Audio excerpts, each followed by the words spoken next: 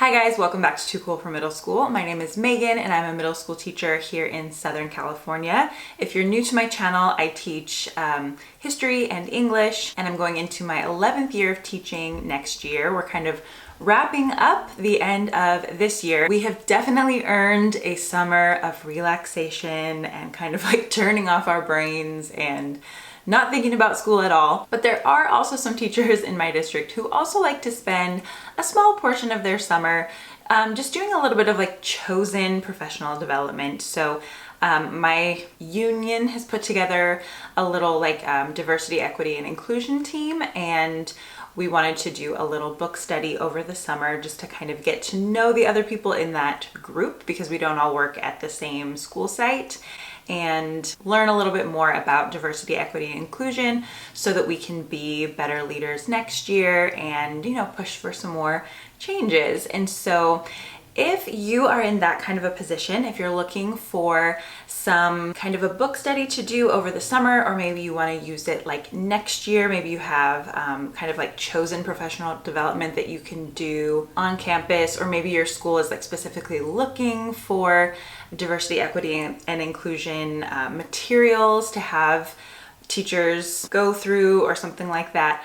I just put together kind of like literature circles for adults basically, and I'll just show you like how we are planning on using them, and I will link them down below in case you are interested in doing this with a group of teachers at your site or at your district, or maybe there are just teachers that you know from like social media and you guys want to get together over the summer and just kind of like work together on some of these things and challenge yourselves a little bit. Then you can do that. So I know in my personal experience, whenever there's, you know, kind of some kind of a crisis that includes, you know, these issues of equity and diversity at our schools, you know, people want to educate themselves and they want to kind of like come together and grow together and do better. And it tends to be the same people who are always kind of like leading the charge. And then if you're that person, you know, like sometimes you can kind of convince like a new person to come along, and you know, you'll have like a little bit of momentum. You've gathered a group together, and then it's like, okay, so what are we gonna do? And then if it takes too long to like choose a book or like schedule out when you're all gonna meet and read the book or whatever, like you lose that momentum and everybody just kind of like drifts off and nothing really ends up happening. So I'm trying to solve that first problem for you. I'm trying to solve it for our group as well. Like, okay, here's something we can do. Let's just like jump on it and do it so that we don't like lose all that steam. So if you're at that stage, like you've got some people who are willing to do some work on themselves and like try to make some change at your school or in your district, and then you're like, okay, so now what should we do? Here's something that you can do. So the two books that I've chosen so far, I could, you know, make these literature circles more expansive and add some other texts into your options, but these are just two that I really like and I think are like accessible to any teacher who you have roped into this group. Like, we're not going to jump straight into like bell hooks and like pedagogy of the oppressed, even though that would be amazing, but like we're going to start, you know, at like a little bit more accessible level. The first one is Cultivating Genius by Goldie Muhammad. I really love this book. Now I've read it twice, and I guess I'll be reading it a third time like with the group. This one is an equity framework for culturally and historically responsive literacy, and this aspect of it, the historically responsive literacy, is probably a little bit different than things that you've learned before about like culturally responsive teaching. It really just adds a lot more nuance and more skills that you can, you know, work into your pedagogy. This one is more focused on pedagogy, and it's all kind of based in these 19th century Black literary societies and how they encouraged people to learn to read and write and use those skills to make change. And that's like so cool. It's so cool to learn about those and then like see how that model can be applied to schools today. So just like the whole premise of this book is really good, and there are so many actionable steps in here. So I definitely recommend this one as a group read. It's under 200 pages, shouldn't take people too long, and it has a lot of like diagrams and like things that really make the content accessible for anybody. So this is one I definitely recommend. And then this one is called We Got This by Cornelius Minor, Equity, Access, and the Quest to Be Who Our Students Need Us to Be. This one is really interesting because it has so many like graphic organizers and stuff for teachers. So he does a really good job of like teaching us the way that he would teach students. That page that I just showed you was really boring because most of them have this like superhero, like comic book theme going on. They look like this.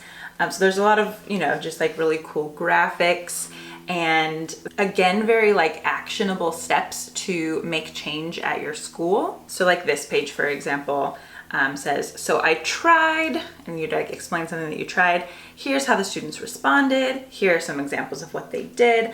I would love to be able to get more students to do whatever, whatever. If you are teaching this, what would you add to what I've already got here? I think that something like this would be useful for the grade department, school, whatever. And I would love to help organize an effort for us to pilot this together. So it's a lot of these like conversation starters and sort of like sentence stems for talking to your administration or talking to your department or other teachers at your school, and really like being proactive and productive. So I kind of think that this is a good first read, and then this one gives you the tools to like try to implement some of it. But what I would recommend, and what we're gonna do in my little group thing, I think, is half of the team, and there's like 8 of us, so you know, like 4 people will read this book, and then the other 4 people will read this book. We'll have like little mini book clubs going on like this. And then once both teams have finished their book, they will teach each other about the book that they read and then swap books so that everybody gets to read one of them, learn about the other one, and then like decide if they also want to read that one. So I think that's a good way to like cover a lot of ground. And you could do that with, you know, a third book if you wanted to throw that in, or you know, next time around, maybe swap and go the other way, however you want to do it. But the way that we're doing it is kind of like literature circles where we split in half and then like teach each other what we've learned. So I think this is gonna go well. Crossing my fingers. And I am not like the leader of this group. I like making materials, and I've read everything. So kind of like use your strengths, you know? So I'm the person who has read all the books and will like make slides. Someone else is going to be leading the teams. And again, if you're doing work with diversity and equity and inclusion, I always feel like it's probably best to not have a white person leading that work. Like, I don't think I'm the best person to lead this work. I'm just making the slides and then I'm just going to participate and have other people lead it. So that's another thing to keep in mind. Okay, so I'm just gonna look at one set of slides here. I'll just look at the Cultivating Genius slides. And again, they're linked below. So if you're the person who is like kind of heading this up and then you like download these slides and put them into your drive, there are some instructions slides that you can read through and then, you know, maybe delete before you share the slides with everybody else, or maybe make a copy and then those slides are the ones that everyone is gonna see and type on and everything. It's just explaining a lot of like what I've already explained here, and how you'll share the slides to each person in your group and give them editing access, because everyone's gonna be taking notes on these slides. So everybody needs editing access. So I would recommend that you meet, you know, once at the beginning, maybe in a Zoom meeting, maybe in person, and just go over some objectives for, you know, what do you want to gain or learn at the end of this. Maybe you can connect it to like your school mission statement. There's a place to just like write out your schedule, like how long do you want this to take. One thing I would not recommend is doing like a chapter a week. I think that makes it too long and spread out. Like, I don't know, I would say to try to like wrap this up in like a month. You just don't want to lose that momentum. I mean, you want to give people enough time to read and enough time to like marinate on things and think about things, but you don't want to give people too long. So I would recommend like about a month to do all of it. There's a section to write down your roles. You know, these are things that we do for students. And so maybe you'll have like a discussion leader, the librarian who's in charge of like getting all of the books, you know, maybe asking the district or the school to pay for all the books and like facilitating all of that. Maybe there's somebody who's tech support, like who you can ask if you have any questions with accessing the slides and stuff like that. So, just those little things. And then it gets into who your team is. And so on each of these slides, there's space for 2 people to type. And you would just duplicate these slides depending on how many people you have. So if we have like 4 in each group, then we would just duplicate that slide once so we have enough room for 4 people to write. If you have more people than that, just like keep duplicating it. And it's probably, easiest if like one person always writes in that first box and then like the same person is always writing in the second one, third one. It's up to you though. So they would just write their name, their position. Hopefully it's more than just teachers, maybe some administrators, other people who work at your school are also involved. So whatever their position is, their reason for joining the book study. And then I think it's also important to just identify like the specific area of diversity, equity, or inclusion that I need to focus on in my personal work. There might be areas where we're like really strong, maybe the special ed teachers are always really good at the inclusion part, and maybe they need to work a little bit more on diversity or something like that. Like this is all very personal. So for like you personally, taking your identity into account, if you are a man, if you are a woman, if you're white, if you're part of the LGBTQ community, or if you're not, these are all things that just like impact how you walk into your classroom and the things that you're able to pick up on. And all of us have things that we're not really able to pick up on, and like things that we don't understand about our students, or maybe like different cultures in our community. And so think about where you need work and admit that to your group and commit to working on it, and people will support you in that work. So we're not trying to like shame anybody. That's not the point of this, but we want to go into it with clear eyes and know that not all of us are perfect at everything. So there are probably some specific areas that we could choose to work on as we read and as we discuss, and then we can really grow in those areas. So spend a little bit of time on that, maybe in like your first meeting.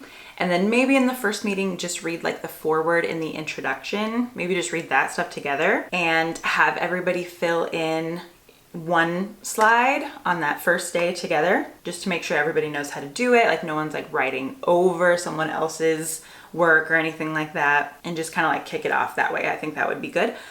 For all of these slides, they'll have the page numbers that you should be reading. So, as you break off into your own individual reading time, because you'll just be reading it on your own. Maybe you'll have like check-in meetings along the way, but for the most part, you're just going to be reading by yourself. So each slide will show you, like how much you have to read. You can use that to help you come up with your own reading schedule. And then you're always going to have a couple of questions just to reflect on. There's not a whole lot of space to type your answers.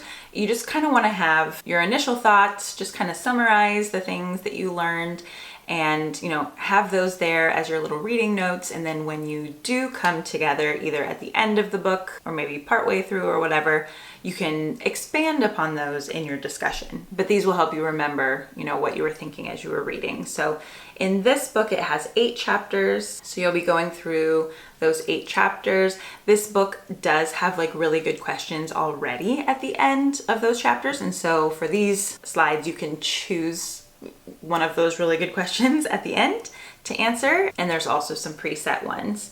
So you go through all of those. It has you create your own little lesson plan, just like a very short one, just to practice implementing what you've learned. Everyone will do a little final reflection, just where it's more, open-ended, write whatever you want. And then after you've had your discussion, you can kind of summarize like what you learned as a team. You might have learned something from the other people in your group as they talked about what they learned from the book. That's why book clubs are so cool, because it's not just you reading alone. Like other people pick up on different things and we're able to learn together. So it's kind of fun to like summarize what you learned as a group. Then I've also provided like some blank slides so that you could add whatever you want to those. Maybe you want to summarize some of the main points of this book and present this to your entire staff. Maybe you want to say, the 4 of us this summer, we read this book and we just want to give you guys the highlights. If you have any other questions, you can come talk to us about it. But here are some things that we think would be good to implement in the school year next year. Maybe you could bring these to your administration.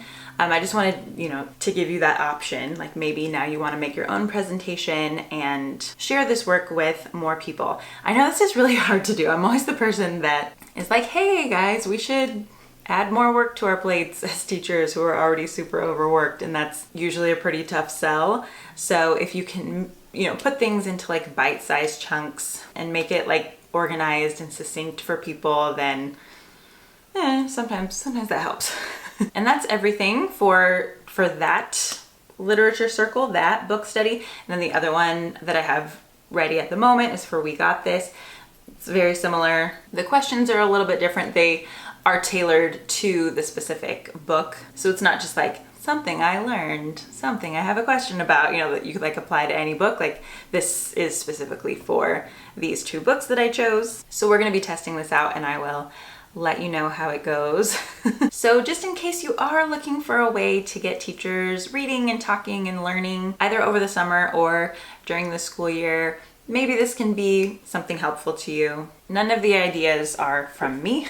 It's just that I think that these 2 books are both really, really good, and I hope that as many teachers as possible read them and then also get to discuss them with their colleagues and actually apply what these amazing authors have to share with us and incorporate that into their schools. So if there's a way that I can make that a little bit easier for you, get these ideas out there, that's what these little, literature circle things are designed to do. So if you do end up testing this out, I would love to see how it goes. It's kind of a new thing for me, but I think it could be cool. If there are other books that you would also recommend that I make little, book study slides for, let me know. I probably have the book on my shelf, so I could get on that for you. And again, I would just love to hear how this work is going at your school or in your district. So thank you so much for watching, and I will see you guys in my next video. Bye.